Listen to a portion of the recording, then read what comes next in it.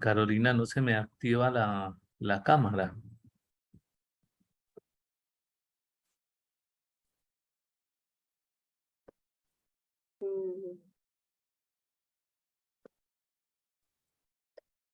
Mm, Mafe, ¿nos ayudas? Buenas noches a todos los que ya nos acompañan. Bienvenidos a otra sesión más de Jueves del Ingeniero. Bueno, el profe Julián que nos acompaña hoy está intentando prender su cámara. Mafe, si puedes por el interno conversar con el profe. Bueno, este es Ya, un espacio, ok. ya la tengo. Excelente, qué Ok, bien. Este es un espacio ofrecido por la Universidad del Norte, la Sociedad de Ingenieros del Atlántico y la Sociedad de Ingenieros y Arquitectos de Bolívar. En la noche de hoy nos acompaña el ingeniero Julián Vidal, profesor de la Universidad de AFIT y también profesor catedrático en la especialización Pavimentos y Geotecnia Vial. En la tarde de hoy vamos a hablar sobre el módulo resiliente en el diseño de pavimentos, módulo resiliente de los suelos en el diseño de pavimentos. Tenemos muchísimas personas conectadas hoy de toda Colombia. Quiero dar especialmente un saludo a nuestros estudiantes actuales y egresados de la especialización en pavimentos y geotecnia vial y también, bueno, muchas personas que veo conocidas en el chat que también nos están saludando. Muchas gracias por acompañarnos. Vamos a tener 45 minutos para que el profe Julián nos dé toda la explicación sobre este tema tan interesante y luego 15 minutos para responder preguntas. Los invito a que no las coloquen en el chat, sino en el icono de preguntas y respuestas que está al lado del chat para de esa manera que no se me pierda ninguna en el chat. Mi nombre es Carolina del Valle, coordinadora de posgrados en la Universidad del Norte, y nuevamente les doy la bienvenida a todos. Profe, muchísimas gracias por acompañarnos en la tarde de hoy. Les cedo el micrófono para que podamos comenzar. Muchas gracias. muchas gracias, Carolina. Buenas noches a todos. Gracias a toda la Universidad del Norte por la invitación a dar esta charla sobre lo que es el módulo resiliente en el diseño de pavimentos. Pienso hacerles como un recuento sobre el asunto, por qué se da este ensayo y pues ojalá los espectadores, los cuales les agradezco pues estar asistiendo a esta conferencia para que me colaboren en eso, ¿no? Esto es un crecimiento que tenemos que hacer entre todos, una construcción entre todos frente a todos estos aspectos. Entonces, yo creo que no siendo más, eh, voy a dar inicio a la conferencia. ¿Me verifican si están viendo mi pantalla? Sí, señor, pero no la tiene en modo presentación. No, no la tengo en modo presentación. La razón es porque como necesito escribir en algún sitio, entonces la mantengo la debo mantener de esa forma. Pero Okay. es difícil para ver lo que estoy No, presentando, pues ¿no? se ve bien. Ok. Pues el título está grande, se ve bien. Sí, sí, sí, yo creo que, y si cualquier cosa yo voy a hacer algo, entonces voy a ampliar un poco aquí. Yo creo que ahí nos va mucho mejor. Bien, bueno. ¿Por qué el tema de módulos resilientes en el diseño de los pavimentos? Sobre este tema nosotros hemos escuchado bastante, ¿no? Me refiero a en las clases de pavimentos en las universidades, con los que hacen diseños, se ha oído hablar de este módulo resiliente, algunos lo utilizan o muchos lo utilizan, y se ha venido enfrentando este módulo resiliente con algo que conocemos nosotros mucho, que es el CBR, que es un valor relativo de soporte de California, en el que se ha comparado los suelos con un suelo patrón. Yo creo que muchos conocen de eso. Y el CR data de más de 80 años, en el que nosotros lo venimos utilizando y muchos de los diseños, o casi la mayoría de diseños en el mundo han estado basados en el CBR. El CBR ha tenido por así decir, sus cuestionamientos. No sin eso, pues no podemos dejarlo a un lado pensando en que no nos va a servir. Ha sido muy útil, las vías las hemos hecho, o las carreteras, o las estructuras de pavimento, los hemos hecho con ese diseño y esa vaina, digamos así, ha funcionado, ¿no? Pero bueno, tratando en el asunto de ir mejorando nosotros, aparecen métodos o ensayos o conceptos que tratan de representar un poco mejor lo que sucede en el campo, en la vía. Y sucede eso con el módulo resiliente. Es un ensayo que nos lleva un poquito más allá. Entonces voy a empezar con una serie de conceptos hasta terminar básicamente en algunas aplicaciones sobre el asunto. Bueno, entonces, en los materiales, y sobre todo en los materiales como los que nosotros utilizamos en los pavimentos, estoy hablando suelos finos granulares, suelos gruesos granulares, bases, subbases, y las mismas carpetas asfálticas, estoy hablando de pavimentos flexibles de asfalto, y por qué no decirlo también en pavimentos rígidos, ¿no? Se presentan este tipo de deformaciones. Nosotros tenemos que hay una deformación total. Me permiten un momentico, yo saco mi lapicero. Entonces, tenemos una deformación total que se divide en dos deformaciones. Una del comportamiento lineal del material y un comportamiento no lineal. Ustedes saben que en los suelos el comportamiento va más allá hacia lo no lineal, que si vamos diluyéndolo a las cosas que nosotros manejamos en el diario, decimos, bueno, una deformación de un material está compuesta por una deformación elástica más una plástica. Aquí en los diseños de pavimentos hay algo muy especial con la plástica. Y es que cuando uno define como un pavimento, hay algo muy especial, ¿no? Yo hago una definición de la estructura de un pavimento como es una estructura compuesta por capas de material seleccionado, porque la sacamos de acuerdo a las especificaciones que tiene, digamos, el INVIAS, con un material controlado, los ensayos y también la especificación de la INVIAS, que busca entregar de forma adecuada el esfuerzo a la subrasante para evitar deformaciones plásticas excesivas, que esas plásticas se reducen a lo que nosotros llamamos deformaciones permanentes. Entonces esa función es para nosotros muy importante. Pero aquí hay algo en la elástica que para nosotros llama mucho la atención y es por donde nosotros queremos que los materiales trabajen, por una zona elástica supuesta. Y esa zona elástica, cuando nosotros hablamos de material elástico, es la que nos permite que un material se deforme y se recupere. No en los materiales no se va a recuperar del todo y por eso esta ecuación es facilísima o muy válida de lo que se está representando.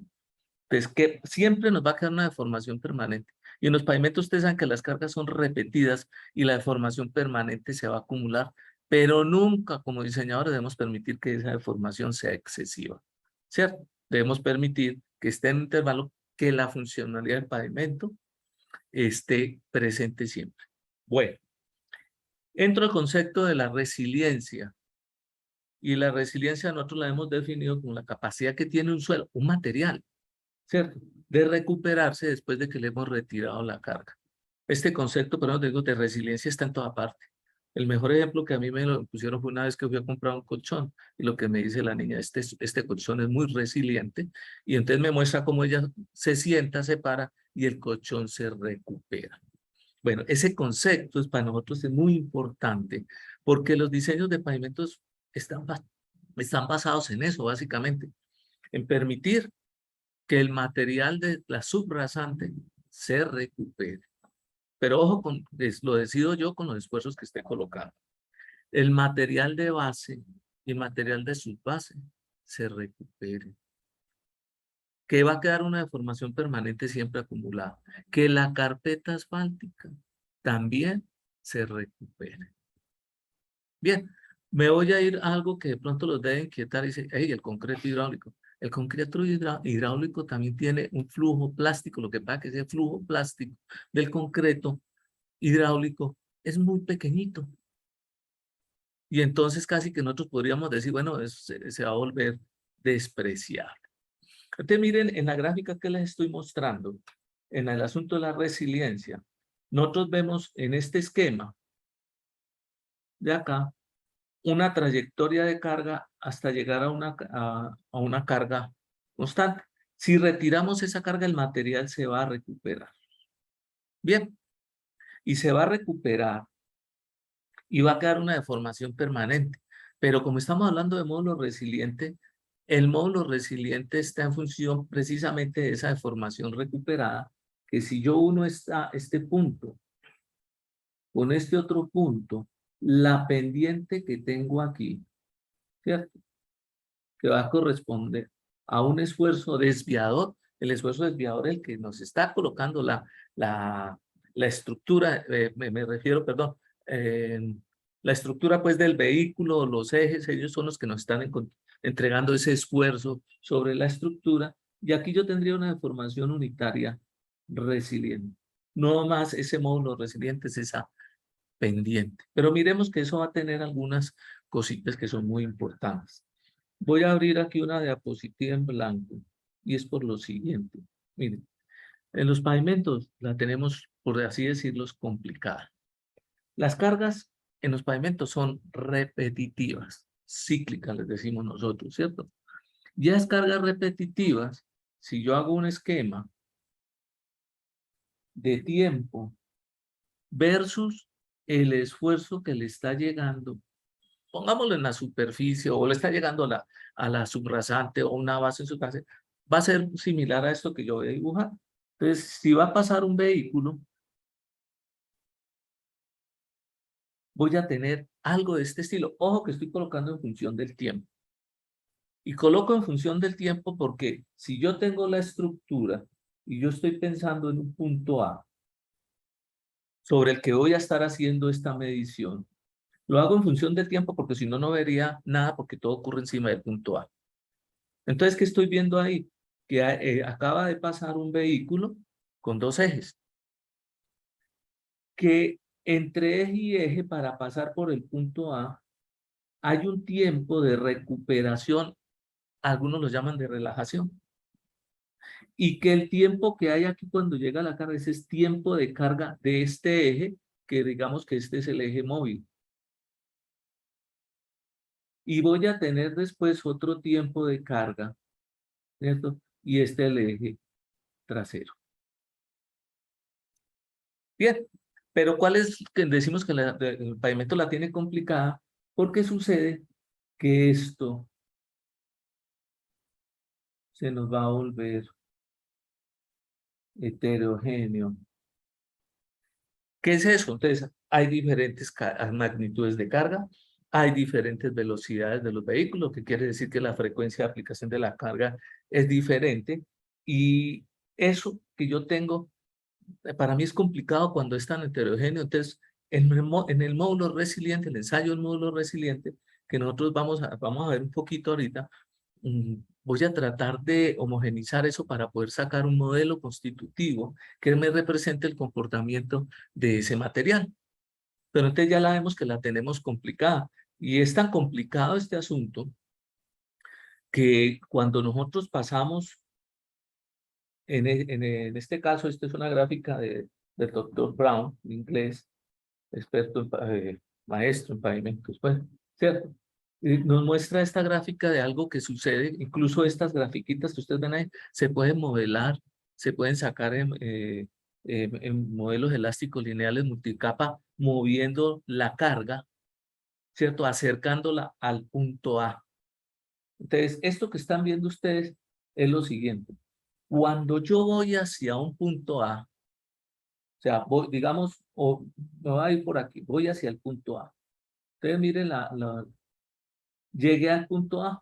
El punto A lo estoy viendo hacia el interior de la estructura, no importa la capa, ¿cierto?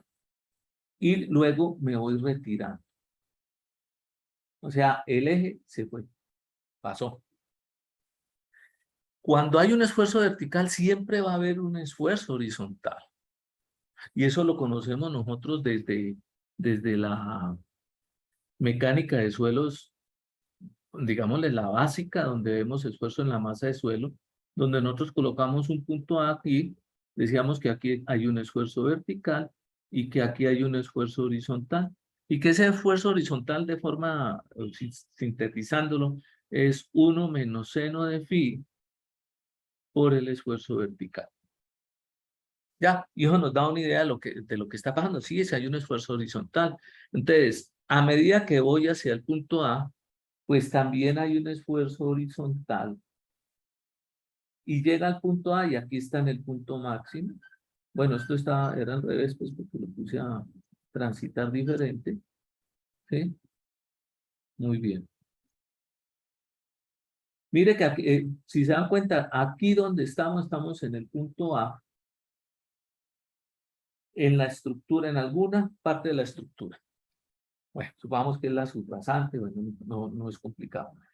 Pero cuando yo voy, se generan unos esfuerzos cortantes. Y cuando llego al punto, lo sabemos nosotros, al punto de máximo esfuerzo vertical, ese cortante va a ser igual a 0.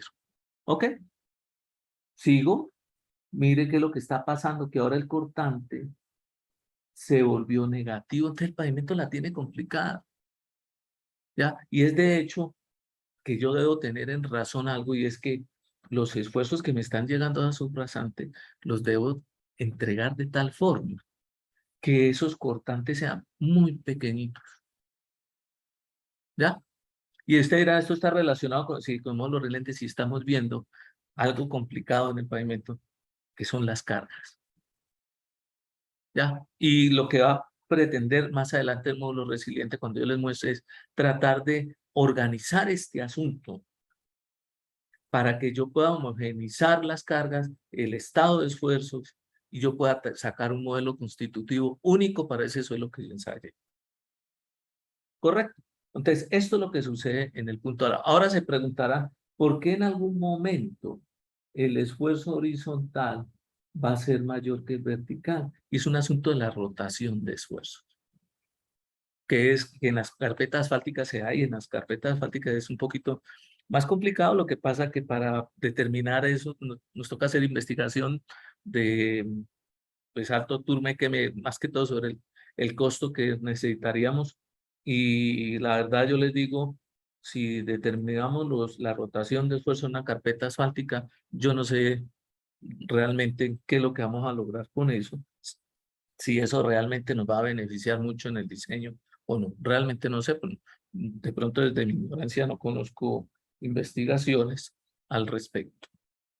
Este es otro esquema en el que está mostrándonos una magnitud, una carga, y después regresa a la otra, que se parece mucho a lo que yo les estaba diciendo con esta carga. O sea, llega la magnitud de carga, para que llegue el otro eje hay una relajación, y entre vehículo y vehículo hay relajaciones, pero de diferentes tiempos.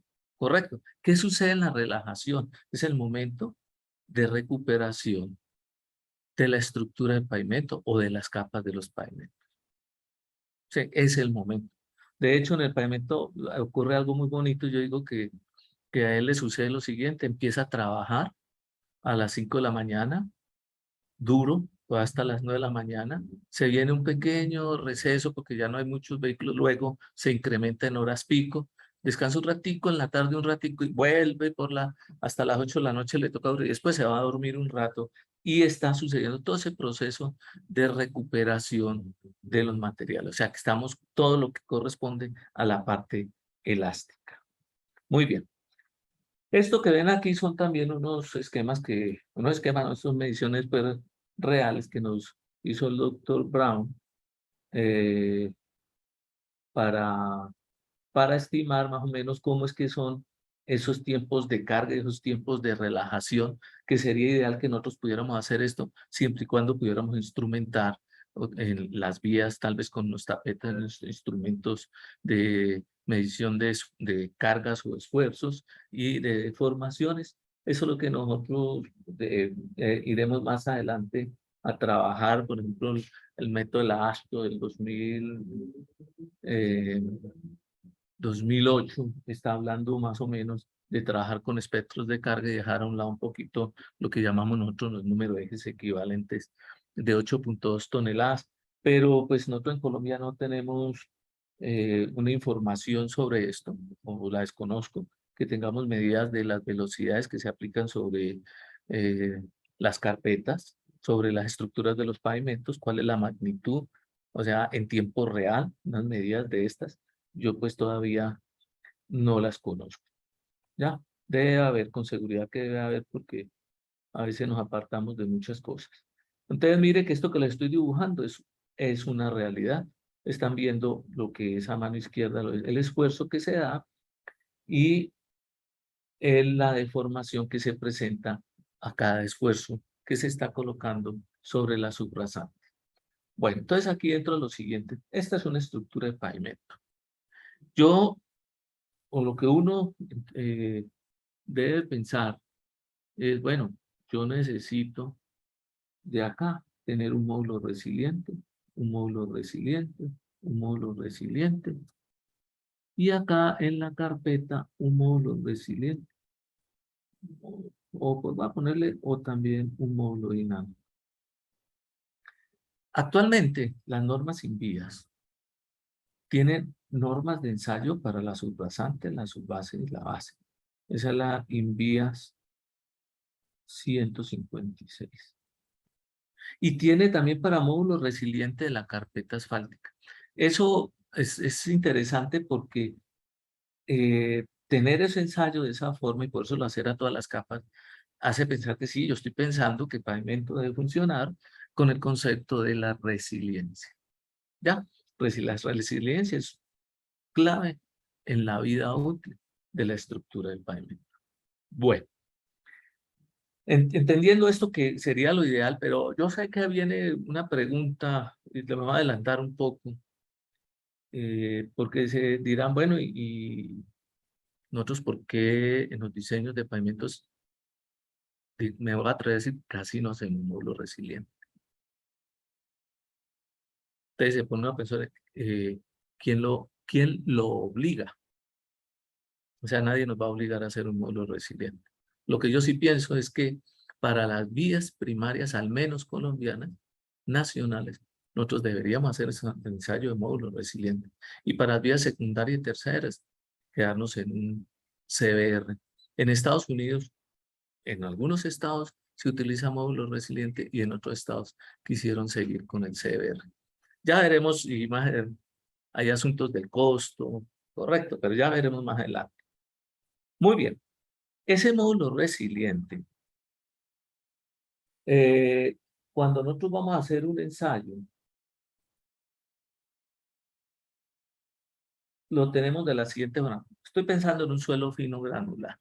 No coloqué el suelo grueso granular, pero ya les digo qué sucede con él.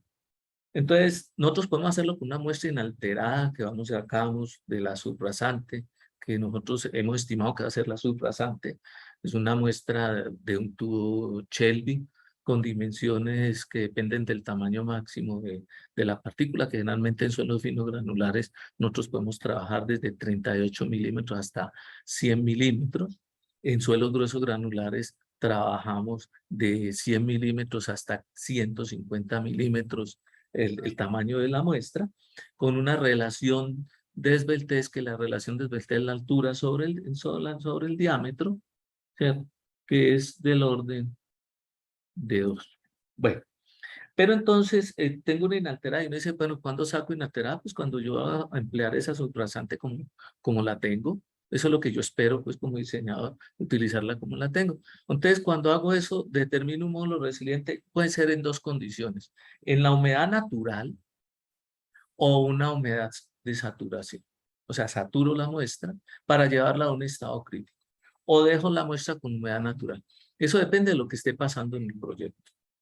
También hay decisiones, pues somos diseñadores o consultores, y entonces podemos dejar esto de la siguiente manera, y es, yo voy a irme por el estado crítico. El estado crítico es saturando la muestra. Eso va a tener sus implicaciones, obviamente, a mayor grado de saturación, nosotros vamos a tener menores módulos resilientes.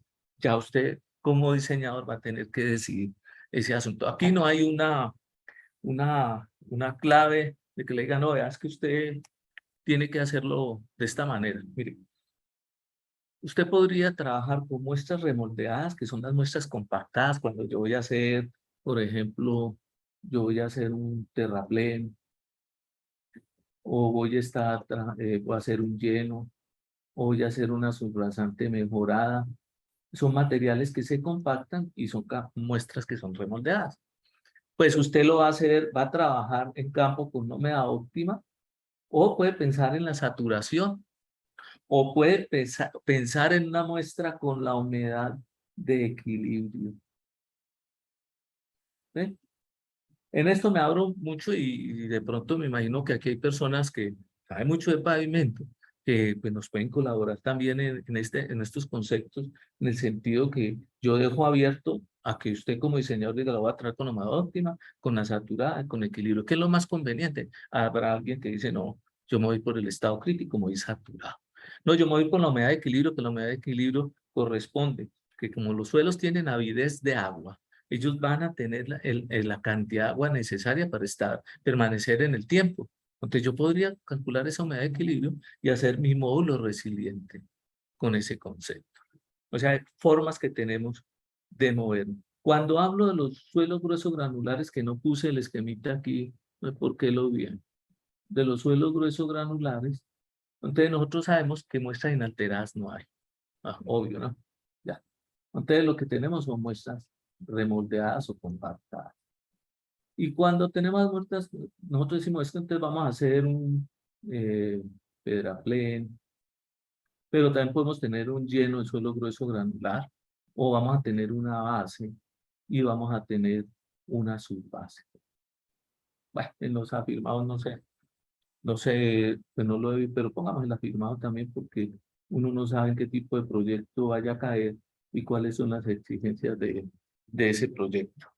Entonces ahí tenemos como un esquemita más o menos de en lo que se podría utilizar ese módulo resiliente. De hecho, cuando uno hace un diseño, lo acabé ahorita de colocar, entonces uno dice, necesito el módulo resiliente de la subrasante, el módulo resiliente de la subbase, el módulo resiliente de la base y módulo resiliente de la carpeta asfáltica o un módulo dinámico de la carpeta asfáltica. Se dan cuenta que ahí estamos teniendo en cuenta todo eso. Es más, el diseño contempla estos módulos y cuando yo hago el refinamiento por un modelo elástico lineal multicapa, requiero también de esos módulos. En el modelo elástico lineal multicapa voy a requerir algo que se llama WASO también, que es un asunto de deformabilidad horizontal sobre deformabilidad vertical, y es la que nos llama la atención, que tan deformable es un material.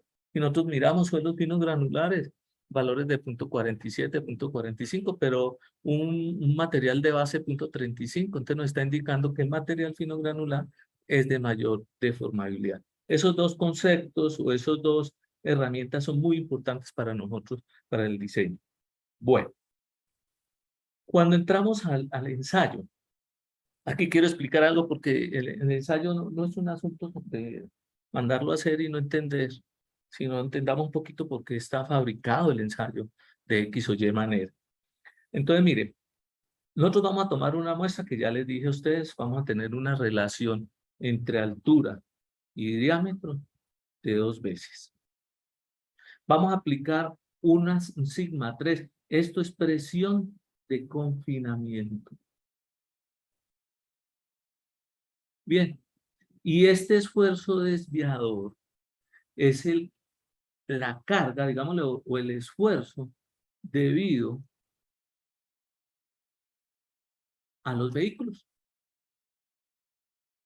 Y entonces para representar este de los vehículos, que es el que va a venir aquí, aunque aquí dice carga, no importa, pongamos el esfuerzo desviador, entonces yo voy a generar una onda sinusoidal con relajación. Incluso hay algunos que llaman sinusoidal media con relajación. Bien, entonces mire lo que está pasando con esa onda. Lleva la carga a un máximo, la descarga y deja un tiempo de relajación. Bien, como esto está constante en los ciclos, lo que debe cambiar o la respuesta del suelo está en función de la deformación. Por eso vemos que aquí la deformación va incrementándose. Bien, entonces miren, este valor de aquí para nosotros va a ser la, digamos, la deformación total. Esta deformación la estoy poniendo en esa línea, ¿no? Deformación permanente, y la diferencia entre las dos será la deformación recuperada. Cuando yo hago este ensayo, hago 100 ciclos para un estado de confinamiento y de esfuerzo desviador. Y tomo los 5 últimos ciclos para determinar ese módulo. ¿Por qué los últimos 5 ciclos? Por allá ya este asunto está un poco, o el suelo está un poquito, por decir así, va entregándonos material, me perdona que lo haga así, algo más constante en su comportamiento. ¿Correcto? Bueno, vamos a ver qué es lo que pasa con estos tiempos de carga. Están definidos por la norma. Tiempo de carga, 0.1 segundo. Tiempo de relajación, ¿qué es este? 0.9 segundos. Entonces voy a tener un periodo de 1 segundo y una frecuencia de carga de 1 Hz. Esto para sus rasantes, sus bases y bases. Ya el asunto de las carpetas asfálticas se maneja de otra forma. Voy a tratar de mencionarles algo al respecto. El equipo que se utiliza es un triaxial cíclico. Muchos conocen el triaxial estático. La diferencia está en ese equipo, es acá, donde tiene un actuador de doble acción que es capaz de representarnos precisamente, servocontrolando esa onda sinusoidal con relajación. O sea, ¿qué es lo que estoy tratando de hacer? Simular lo que pasa afuera, allá en la calle. Entonces, miren, sean finos granulares o gruesos granulares, yo no les voy a explicar del equipo, ¿cierto? Pero sí me quiero ir aquí. Se genera algo que denominamos nosotros las secuencias de esfuerzos. Y las secuencias de esfuerzos son una combinación de esos esfuerzos. Uno se pregunta, bueno, ¿y de dónde salen esos esfuerzos? ¿Ya? Porque usted dice, yo tengo unos confinamientos. 41,4, 27,6, ¿cierto? Y 13,8, con una combinación de esfuerzos desviadores de 13,8 a 68,9. Y esto, como es un módulo silente solo fino granular, yo estoy pensando que es para la subrasante. ¿Ya? Entonces, mire lo que, hagamos un ejercicio básico y es, yo tengo una trayectoria de esfuerzos en la estructura. Yo voy a colocar acá Z y voy a colocar el esfuerzo desviador aquí. Nosotros sabemos que para nosotros 560 kilopascales es el esfuerzo que colocamos con un eje equivalente a 8,2 toneladas. Eso es, debajo de una llanta estamos colocando 560 kilopascales. Entonces, ¿qué estoy pensando yo con esta trayectoria, estos esfuerzos? Es que yo estoy pensando que aquí está llegando estos esfuerzos desviadores. ¿Sí? Como hay diferentes magnitudes de carga también, entonces me están llegando diferentes esfuerzos desviadores a la subrasante para una condición de confinamiento. Y asimismo cambio el confinamiento. Cambio el confinamiento, coloco los posibles esfuerzos. A ver, esto que sea exacto no lo es. Esto tocó homogeneizarlo, por lo que yo les digo, para tratar de sacar un modelo constitutivo. Bien, lo mismo sucede, ojo con esto que, pues, lo que yo les digo aquí es, aquí tengo el esfuerzo desviado y aquí voy a tener sigma 3. Y de esa misma forma lo puedo hacer en cualquier parte y entonces hay una secuencia para los suelos gruesos granulares. Bien, y esa secuencia pues está pensada en que yo tengo la base y la subbase y entonces estoy es por aquí.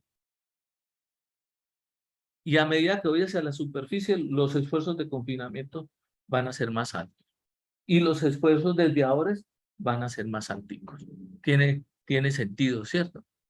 Bueno, Pero aquí van a ocurrir cosas. Eso que le estamos dibujando tiene que ver con esta trayectoria de esfuerzos que yo les estoy mostrando ahí, es dónde me quiero ubicar yo, cuál es el esfuerzo. O sea, esto me está diciendo, yo puedo estar aquí, aplicar un esfuerzo desviador de estos y aplicar un sigma h. Entonces, todo esto que ocurre en la estructura, de la subyacente a subbase y base, está representado con estas secuencias de esfuerzos. De pronto llama la curiosidad y aquí en combinación de estos algo que llama pre.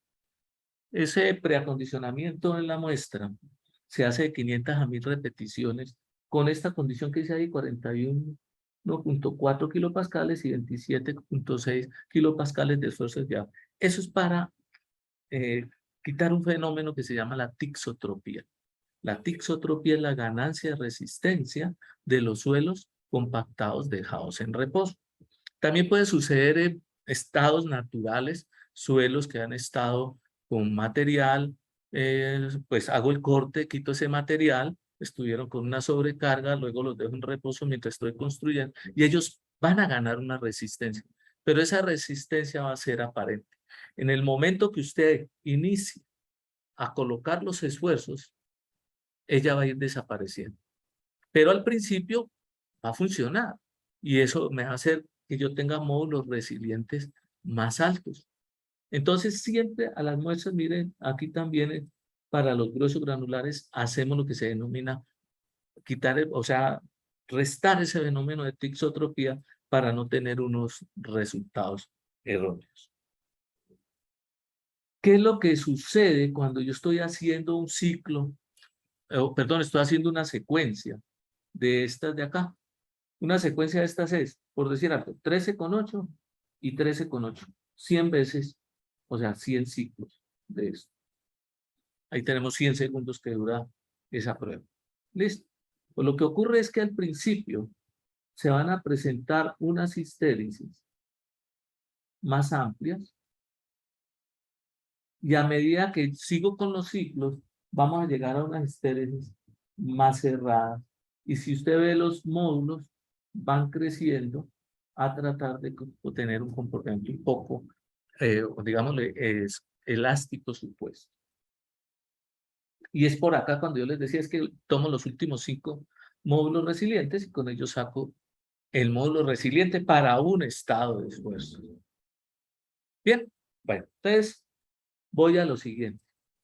Aquí tengo un módulo resiliente de un ensayo, de una arcilla. Aquí hay una serie de datos y yo llamo la atención en algo, y es que cuando hacemos esos ensayos hay una información muy importante, y es que nosotros debemos obtener la desviación estándar. ¿Ya?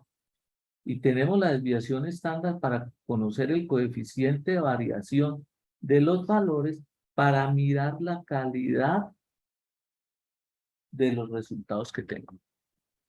Este ensayo tiene sus cositas. Tengo aquí, como ustedes pueden ver, vamos a tener 15 puntos de acuerdo a esta secuencia para hacer mi modelo constitutivo. Bien, entonces es bueno mirar estos coeficientes de variación, leer el ensayo, no es ir al modelo que me dieron, sino leo el ensayo antes, miro qué valores, porque el laboratorio le va a coger todos los datos. Usted como consultor decide si hay algunos datos que pueden estar, se han salido de lo normal, y le explico cuáles generalmente tienen una tendencia a salirse. Los valores, cuando nosotros tenemos el esfuerzo más pequeño. ¿Y dónde está el esfuerzo más pequeño? Digámoslo aquí en el nominal, 12,4, 12,4, 12,4 es el más pequeño.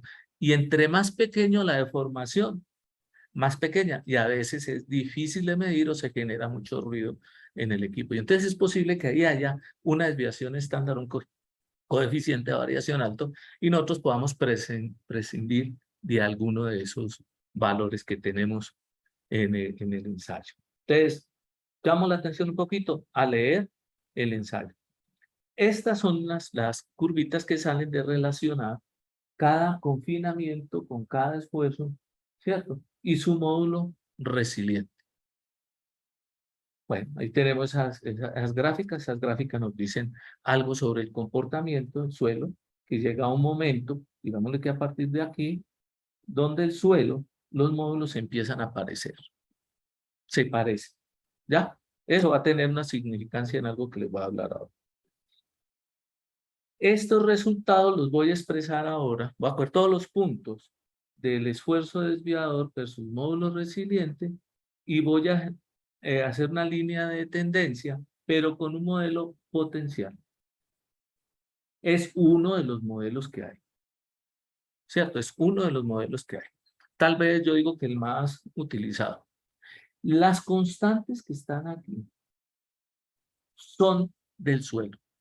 Solo para el suelo ensayado. No es para todos los limos ni para todas las arcillas, no, es para esa arcilla que tiene unas condiciones de humedad, grado de saturación, límite líquido, índice de plasticidad, relación de vacíos, peso unitario.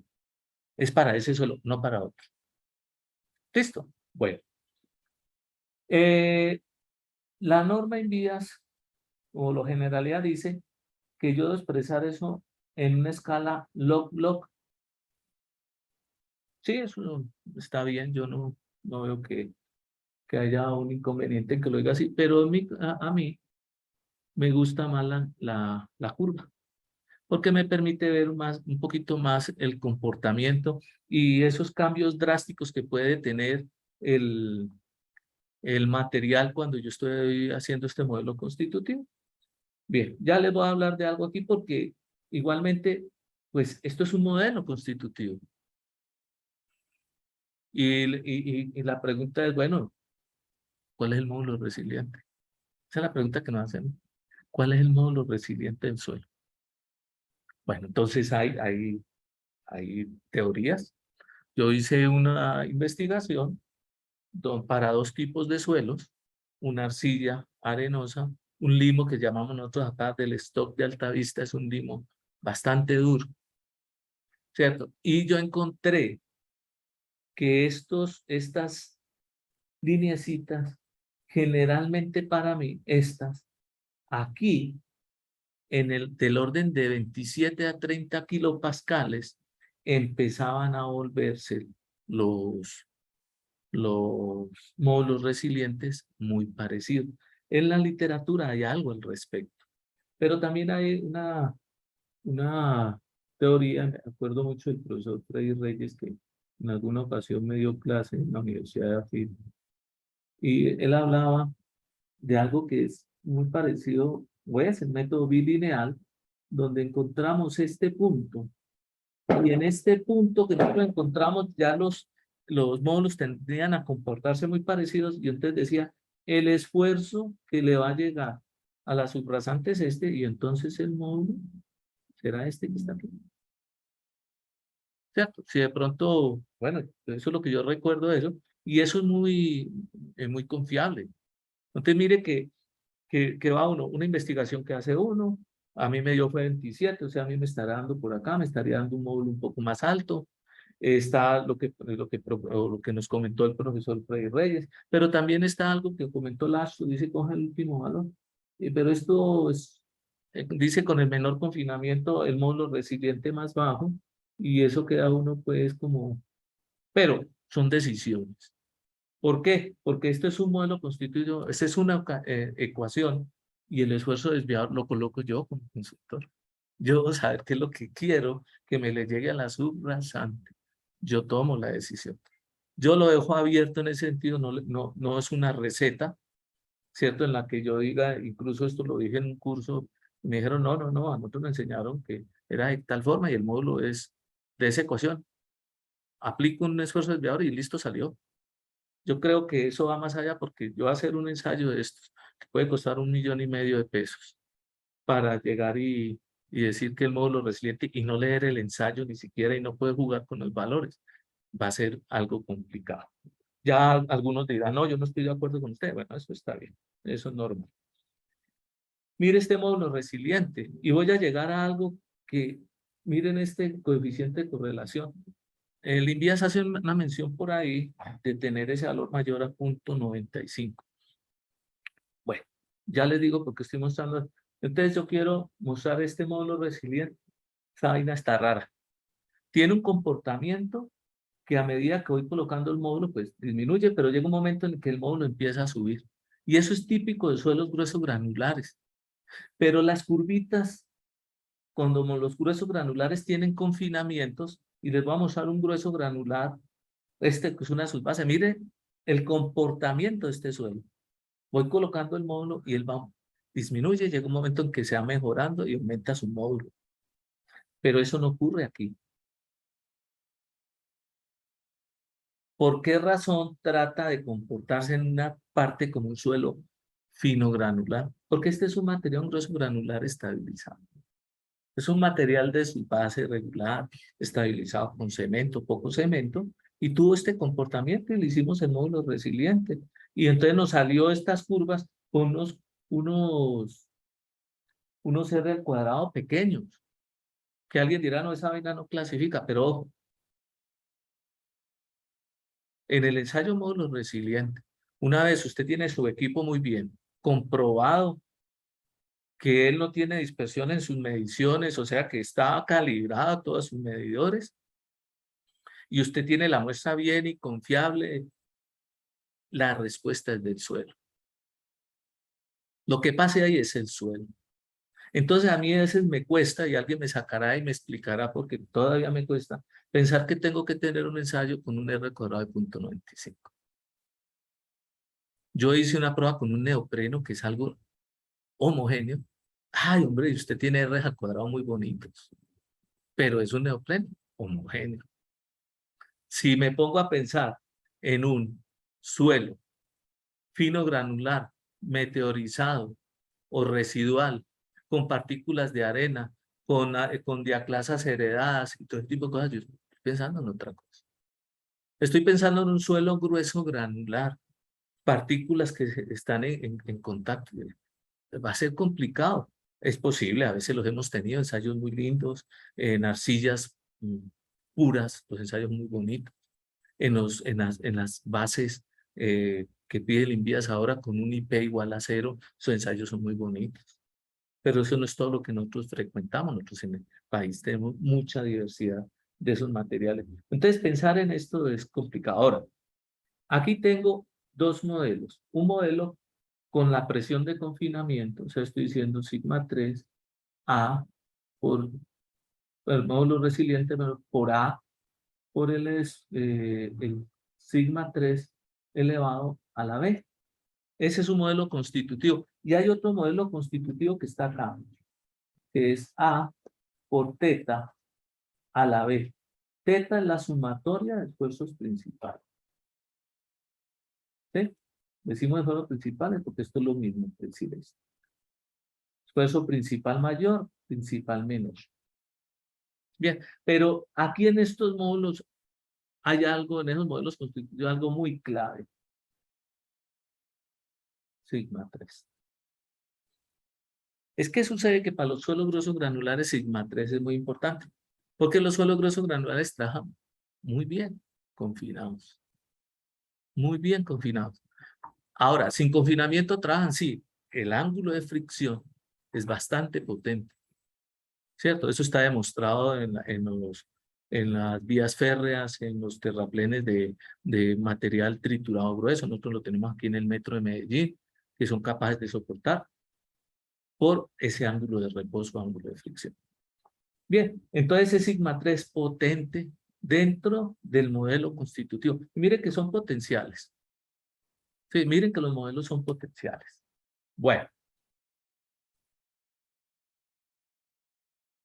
aquí tenía un modelo de base, ¿cierto? Voy a mostrarles este otro. Y debido a que, de una subbase granular, debido a que él va aumentando a medida que va aumentando el esfuerzo y el confinamiento, entonces el modelo es con pendiente positiva. O sea, es potencial con pendiente positiva, ¿cierto? Miren aquí. Ya, y usted dirá, pero aquí la tenés negativa. Claro, estoy hablando de este suelo grueso granular más cemento en bajo porcentaje. Entonces, el cemento le está entregando como esa cohesión que no tiene y se está comportando como si fuera un suelo fino granular. Pero el modelo del grueso granular es este. ¿Ya? Que aquí lo estamos viendo muy claramente. Módulo resiliente igual a 20.098 teta a la 0,2829. Bien, ok. Bueno, ya viendo ese ensayo, como para ir terminando, hay correlaciones. Sobre las correlaciones, yo voy a poner algo aquí. Uno se siente un poco como triste en esto y lo digo porque qué rico nosotros poder tener nuestras correlaciones. Sí, qué bueno sería tener las correlaciones. De pronto hay investigaciones, creo que en Bogotá, y tienen, van a poder tener correlaciones, pero el normal de los consultores utilizamos esta ecuación o la que utiliza la Ashton, donde la Ashton nos dice que el módulo resiliente es igual a B por el CBR, ¿ya? Y que este B, y no estoy mal, varía de 5.1 a 21, ¿ya? Y que dice que B es del orden de 10.2 para CBR menores de 10. Por ejemplo, en Bogotá lo que he escuchado es que B es igual a 5, o del orden de 5. Sé que para los mexicanos es del orden de 7.5. Bueno, esa información puede estar, porque hace tiempo la, la leí. Pero las correlaciones, vale el uso. No quiero decir que no vale el uso, pero rico si las pudiéramos regionalizar.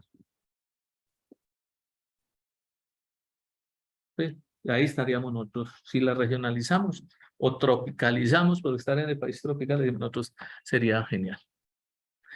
Ahora, el día que usted decida utilizar una de estas es porque usted ha comprobado que le sirve. Pero la mayoría de gente utiliza esta, esta ecuación. Y hay muchas propuestas, ¿no? Esto es poquito para lo que hay en el mundo sobre esto.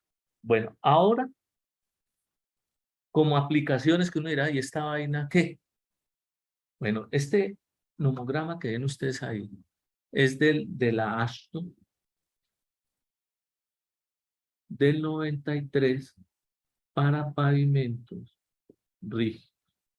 Y este nomograma está hecho para determinar K del conjunto, o sea, módulo de reacción de la subrasante más espesor de base, más un espesor de base.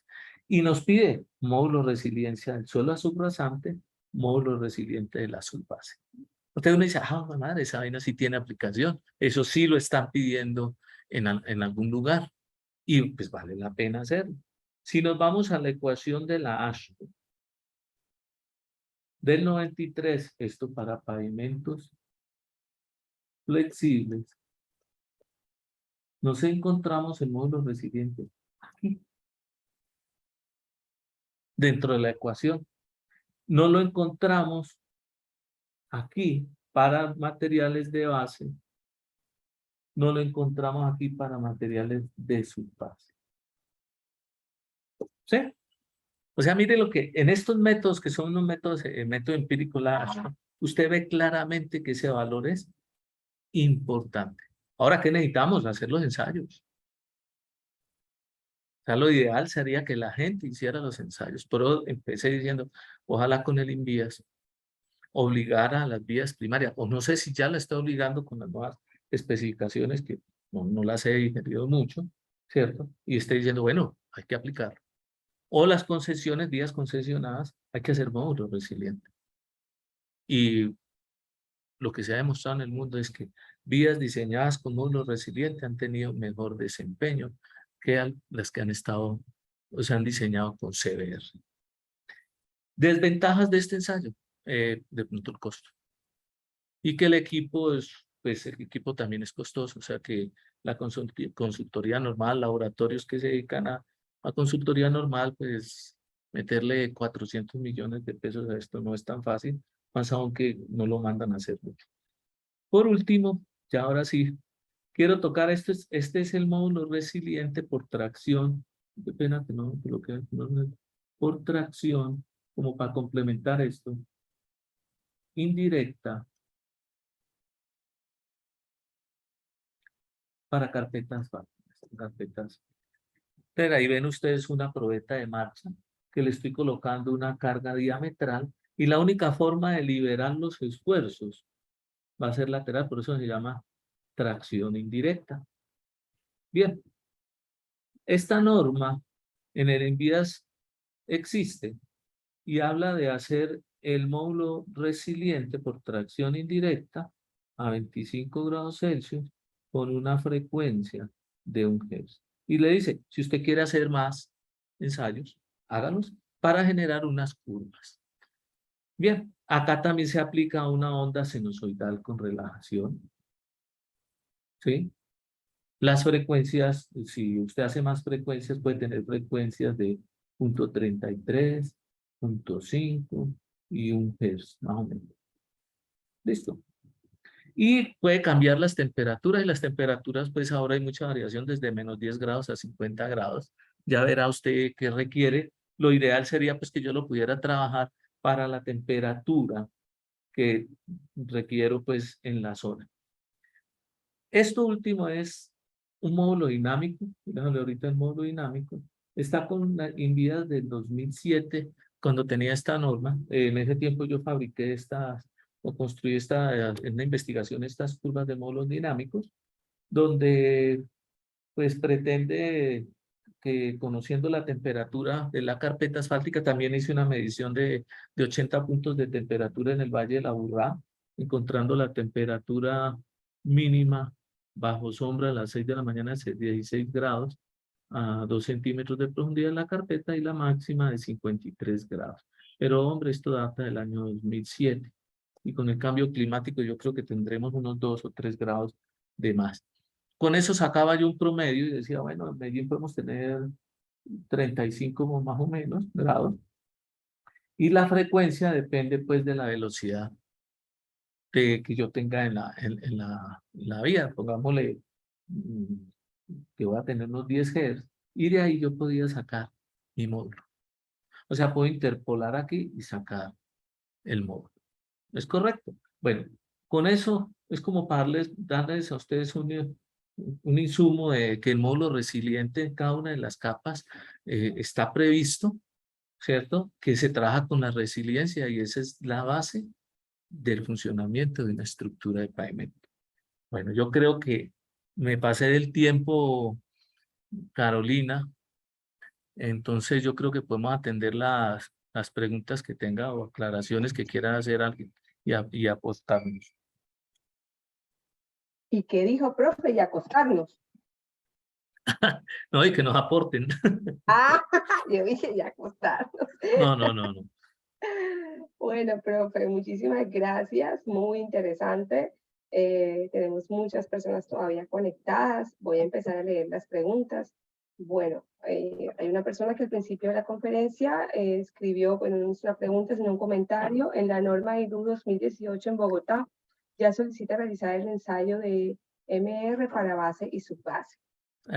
Interesante ese asunto. El IDU, yo sé como, pues se ha dejado asesorar muy bien de la Universidad Javeriana, la Universidad de los Andes, y yo creo que dan un pasito más adelante con este asunto y es súper interesante que el IDU, pero sí nos gustaría que el INVIAS lo hiciera. Sí, ojalá. Ok. Bueno, Oscar pregunta, en temas de investigación, ¿cómo ve que se simule el ensayo por medio de software de elementos finitos usando diferentes modelos constitutivos? Bueno, sería ideal donde las simulaciones nos permiten a nosotros encontrar diferentes comportamientos, pero debemos tener modelos constitutivos experimentales y generar modelos constitutivos matemáticos. Pero yo, y alguien me sacará hay una cosita que sí quisiera yo, y tengo la duda, ahorita les puedo preguntar a ustedes, y es, en elementos finitos, lo que no hemos visto, o yo no he visto, es la simulación de la carga en movimiento en el sentido longitudinal de la vía. Lo conozco en el SAP 2000, que lo hace, pero para parqueaderos en concreto. Entonces, si alguien me colabora y conoce eso, que sería lo ideal uno poder saber en movimiento qué es lo que pasa. ¿Ya? Pero por elementos finitos podríamos trabajar, alimentar. Ojo que tenemos que tener un sistema abierto. Abacus creo que nos colabora para colocar nuestro modelo constitutivo e ir haciendo un modelo experimental. ¿Ya? Aquí está el modelo experimental con este ensayo y debemos crear un modelo matemático para que después podamos hacer simulaciones. Ok, gracias, profe. Diego pregunta, acuérdense porfa escribir sus preguntas en el icono de preguntas y en respuestas, porque en el chat, como comentan otras cosas, entonces se me pierden las preguntas. Diego Torres pregunta, ¿cómo funcionan los módulos resilientes en agregados reciclados? Realmente, sí, no, realmente no tengo experiencia con esos agregados reciclados, de verdad. Ok. Lástima, Diego. Pero si se le ocurre algo, estaríamos abiertos, pues, en la universidad para hacerlo, tal vez en EAFIT, en el norte, Javeriana, Andes, todos que tenemos equipos con los que podemos trabajar. Yo creo que estaríamos abiertos a eso. En mi experiencia laboral he visto que se está implementando el uso de LWD como equipo de campo para medición de módulos resilientes en subrasantes. ¿Qué opinas respecto de la implementación de este equipo? Daniel, yo, bueno, mi humilde opinión, y es lo siguiente. El LWD es un método indirecto, donde determina el módulo en función de la velocidad de la propagación de una onda. Pues es un método geofísico, por así decirlo, que son métodos indirectos. ¿Ok? Si yo no comparo el módulo del LWD con un módulo real hecho en laboratorio, no hay confiabilidad. Yo le voy a hacer un dibujito aquí, me disculpa. Sería algo de este estilo, mire. Y lo pasa, yo tengo, por ejemplo, en mis manos el GeoGauss, que también mide módulos para control de compactación. Cierto que lo ideal sería controlar por propiedades mecánicas, eso es lo que uno quisiera, ¿cierto? Y el LWD también me permite a mí controlar capas compactadas por una propiedad mecánica, porque el módulo es una propiedad mecánica, sería ideal. Pero si yo hago esto, miren, lo que mida con el LWD, lo comparo con el módulo resiliente del laboratorio. Ahí me va a dar una serie de puntos, digamos que yo saco mi curva y saco mi modelo constitutivo. Para este, ojo que esto tiene un apellido, suelo A. Esto no es para andarlo aplicando en todos los suelos, como locos. Como lo que pasó alguna vez con el densímetro nuclear. Cuando teníamos el densímetro nuclear, había que hacer densímetro nuclear, cono y arena. Y si yo tenía eso, lo podía utilizar. Entonces, esa vaina del LWD a mí me ha preocupado porque la gente pensando en la tecnología dice, es más rápido, yo hago cuantos puntos quiero, pero la pregunta es, ¿el módulo que está entregando es verdad? Hay una experiencia por ahí con equipos. Yo la he tenido y la tuve una con el georradar, que ustedes saben que el georradar mide los espesores aproximadamente de las estructuras de pavimentos, y cuando fuimos a ver esos espesores haciendo una pique y todo, no coincidían. ¿Mm? Ok. Gracias, profe. Tengo dos comentarios de Carmen Fabiana. Pues comenta que hace poco realizó módulos resilientes con su base granular y adiciones de RAP y cenizas de bagazo de la caña de azúcar y aún se encuentra analizando los resultados, pero es impresionante su variación. Y Eh, Oscar, sí. sí, no, mira, con la variación, yo les decía ahorita, eso que ustedes hicieron genera un material compuesto y un material compuesto heterogéneo. Por lo tanto, yo no puedo esperar una respuesta homogénea. Y esos resultados que están dispersos hay que empezarlos a mirar de alguna forma, a ver cómo podemos llegar a algo que sea bastante útil. Es muy variable, muy variable. ¿Ok? Y Oscar también pues, comparte su opinión. La dificultad de la obtención del módulo resiliente es el valor de los ensayos y sobre todo el costo del equipo, lo que resulta muy difícil en la investigación y sobre todo la formación y el aporte en este sentido, pero debe seguirse avanzando en ello. Sí, lo que dice Oscar, sí, mira, yo creo que a través de proyectos de investigación con las universidades, que en este momento tienen los equipos y algunas universidades que podrían adquirirlo mediante un proyecto de investigación cofinanciado, podríamos lograr algo y eso hacer una caracterización de los materiales por zonas. Y es que hay mucho equipo, no crean que hay poquito equipo. Miren, la Universidad del Norte tiene la Javeriana, los Andes, la del Cauca, la Militar, EAFIT, nosotros tenemos también equipo. Yo creo que en Colombia, la Universidad de Manizales, la Nacional, yo creo que podemos tener unos 15 equipos. Tenemos mucho, pero necesitamos dinero para investigar. Y si hiciéramos una caracterización de los materiales sería lo ideal. ¿Ya? Yo vi por aquí, Carolina, que abrí el chat, yo vi algo. Dice, si el equipo para obtener módulos residentes es tan costoso, considero esto importante que las universidades, bueno, eso lo acabo de contestar ahorita. Dice en la diapositiva 17 nos habla del CB. Decía que debíamos estar muy pendientes de mayor, que era el primero. La pregunta es hasta qué límite. Ok. El CB es el coeficiente de variación. Ese coeficiente de la desviación estándar sobre el promedio, ¿cierto?, de los módulos resilientes por 100. Esto tiene una clasificación desde el punto de vista de la estadística.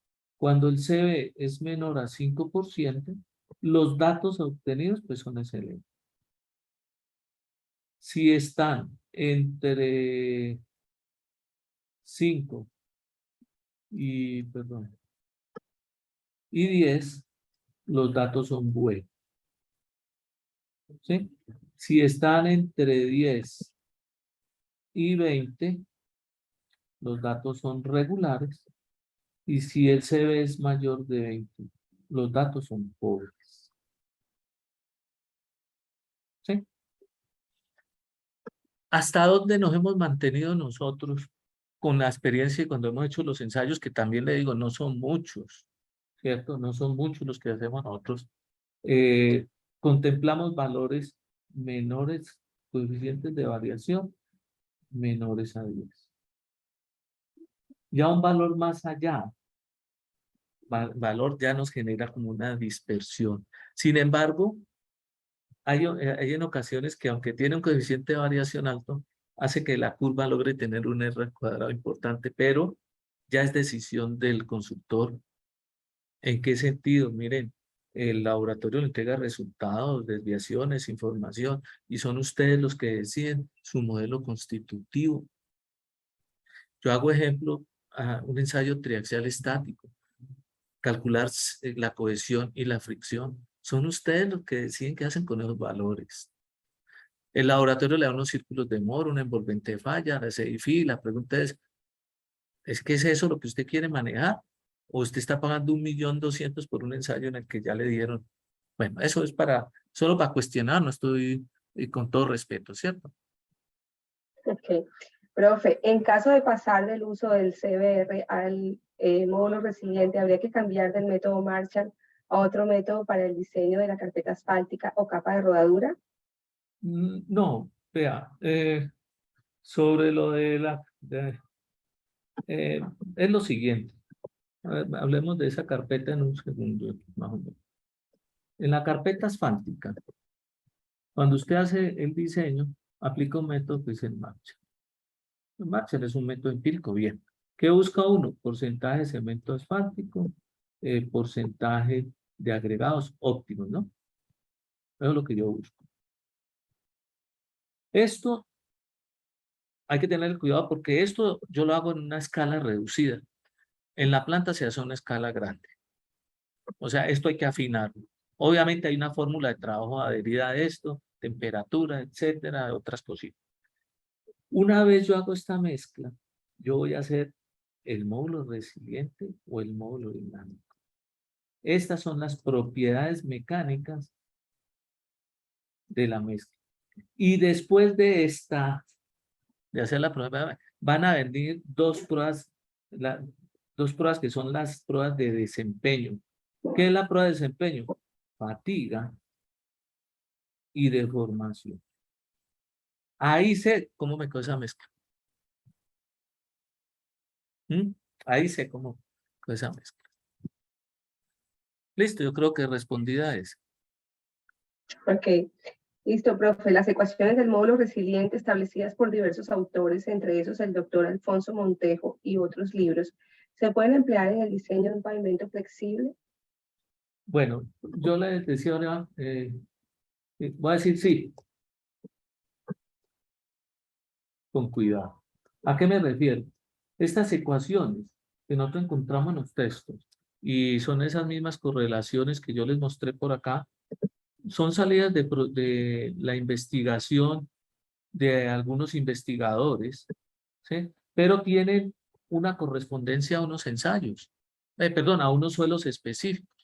La Universidad del Cauca en el año 96, en el simposio de pavimentos, sacó una conferencia, está en el texto, donde trató de estimar los módulos resilientes para Colombia en función del CBR y de la compresión simple. Y van a encontrar variabilidades. Tienen algo muy bonito, tienen el R, o sea, el coeficiente de correlación, cosa que ustedes de pronto aquí no lo ven, ¿cierto? Porque eso te va a decir algo al respecto. Entonces, por ejemplo, la Universidad del Cauca, coeficientes de R al cuadrado de 0.65, 0.56, ¿cierto? En la correspondencia del CR contra el módulo resiliente o la compresión simple contra el módulo resiliente. Bien, entonces, utilizar la ecuación es de cuidado. Hay que empezar a ver si confío o no. Hay gente a la que debemos preguntarle. Hay más gente a la que debemos preguntarle que son diseñadores continuos en este asunto, ¿cierto? Con mucha experiencia, donde miremos a ver qué ecuaciones a ellos les han funcionado. Ok, profe, bueno, ahora sí se nos acabó el tiempo. Les acabo de compartir a todos en el chat mi correo electrónico delvalle@uninorte.edu.co en caso de que requieran información de programas o cualquier cosa que necesiten en la Universidad del Norte. Los invito a vincularse a programas de posgrado. Hemos mencionado en la noche de hoy diferentes universidades en toda Colombia que tienen los equipos, que manejan los temas a nivel de especializaciones, a nivel de maestría. El profesor Julián es profesor en la Universidad EAFIT y, como lo mencioné al principio, profesor invitado en la especialización Pavimentos y Geotecnia Vial de la Universidad del Norte, que por supuesto aprovecho para contarles que abrimos inscripciones en febrero y comenzamos clase en julio de cada año.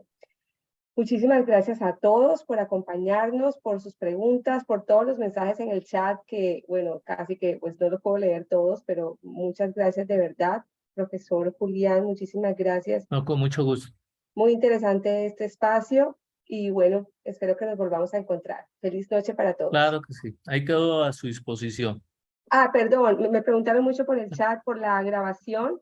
La grabación de la conferencia la pueden consultar en el canal de YouTube de la Universidad del Norte. Yo les voy a dejar mi correo por si se entusiasma alguno que hagamos algo, investigación, alguna pregunta. Ustedes están en las obras también y ahí hay mucha información que nosotros podemos coger. ¿Listo? Bueno, ahí les dejé el Excelente. correo. Bueno, Carolina, mil gracias J. a Vidal, todos. ok. @deafit.edu.so. Muchas gracias a todos los participantes. Gracias, Carolina. Hasta una próxima. Gracias, profe. Feliz noche.